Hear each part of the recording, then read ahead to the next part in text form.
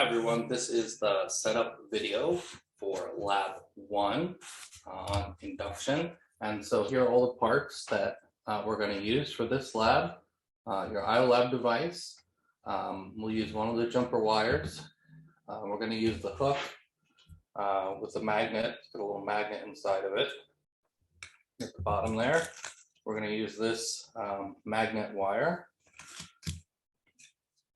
Some sandpaper. I don't know if I give it this color or the other color, but some sandpaper. And if you don't have sandpaper, you can use a knife or a blade or something like that, or scissors. Then also, it's not in your kit, but some tape will be useful for this lab as well. So in the first part, basically what we're going to do is we're going to take out our magnet wire. And what magnet wire is it's basically copper wire. And so like regular wires, maybe that power your house, where you get your electricity to your wall outlets, those are copper wires, but they're covered in like some plastic or rubber or something.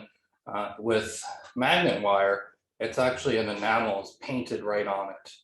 Okay, and so that's what we're going to do with the sandpapers. We're going to remove some of the enamel that's painted on both ends of the coil. That way we can make a connection.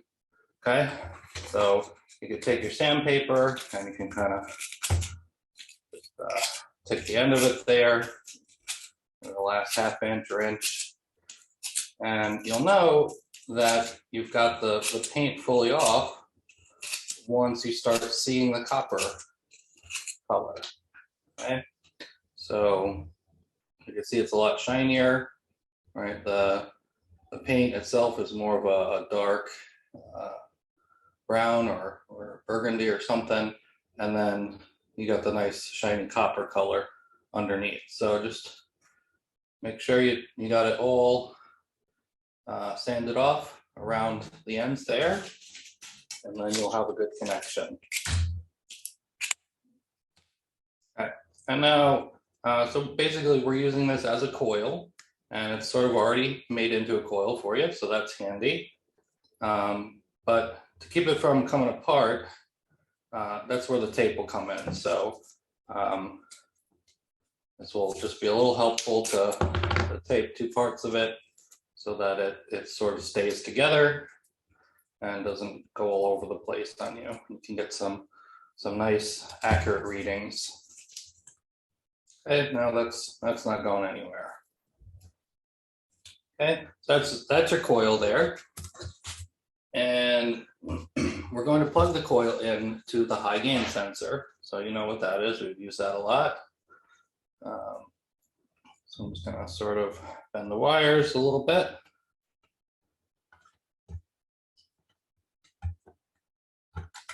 And then G plus and D minus, and you can see I have it sort of set up. I bent the wire so that it's sort of off to the side of the iLab device, and it's up a little bit in the air, because what we're going to do is we're going to take the magnet, we're going to drop it through.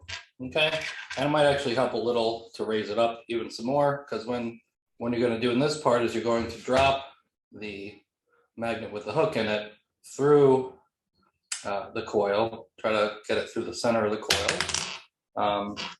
And what you don't want is you don't want it bouncing, the hook bouncing and coming back up through or near the coil, because that will really be difficult to read your data. So the higher up that you have it, the less chance there is of you having it bouncing up back around the coil again. So probably even higher would be better.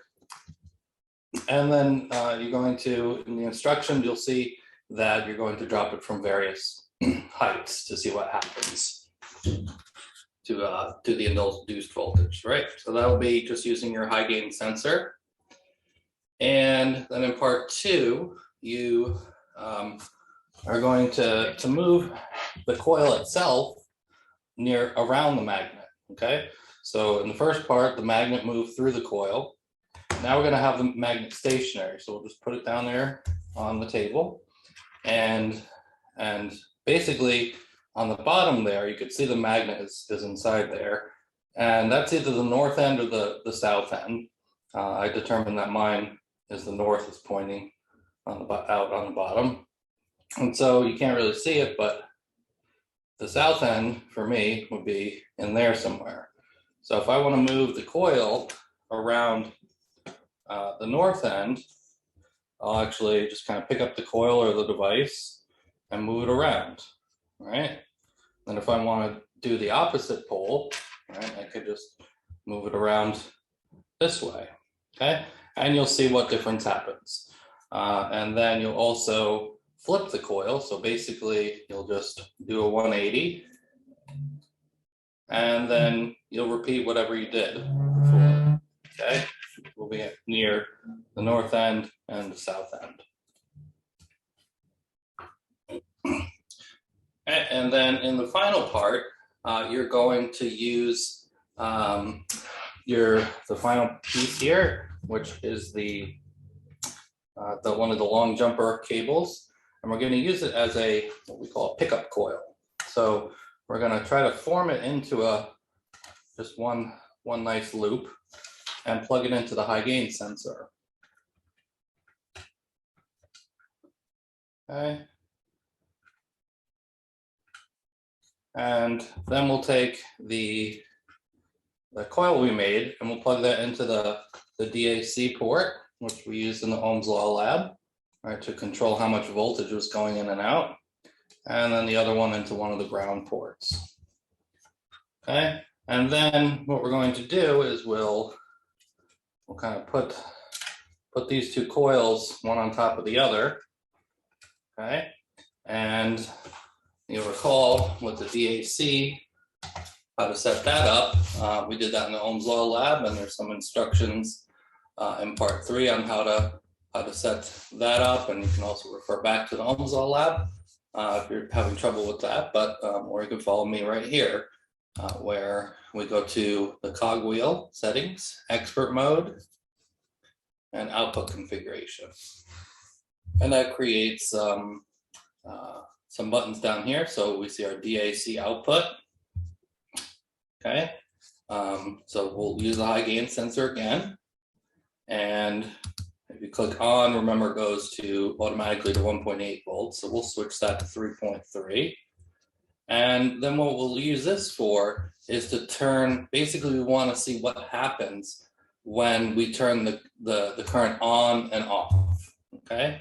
And so, so if I start recording, and then I could click on, off, on, off, you'll notice that you're not really seeing anything. So we really have to zoom in because there's a tiny bit of current that's flowing here. So I'm going to click on the magnifying glass and just do the top bottom.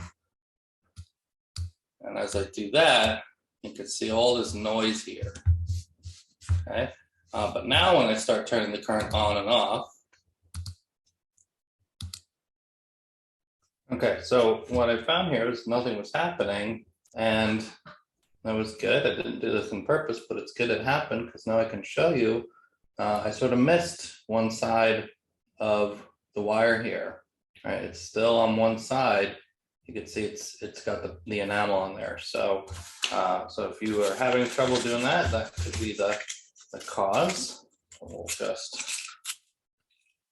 scrape that enamel off a little bit better. And then we'll give that another try, and hopefully we'll get some readings now.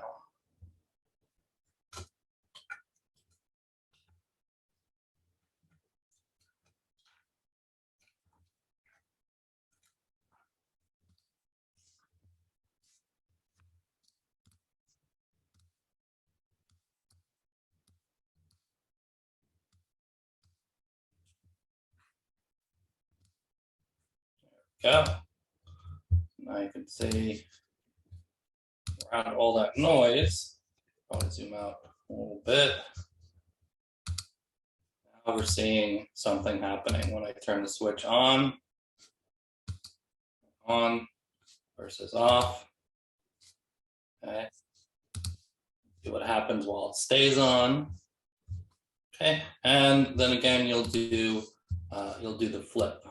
Okay, you'll flip the coil 180 and see how that affects the current that's flowing into the pickup coil that's being sensed by the high gain sensor. Okay, and so that's it for the induction lab setup. Okay, so just be sure to go through all the steps here because they contain things I didn't mention here, but remember the point of these videos is to help you set up all the equipment properly and see the software set up properly. Things that I think are difficult for you to understand, maybe just in words and pictures. Okay, that's it for the Lab 5 setup.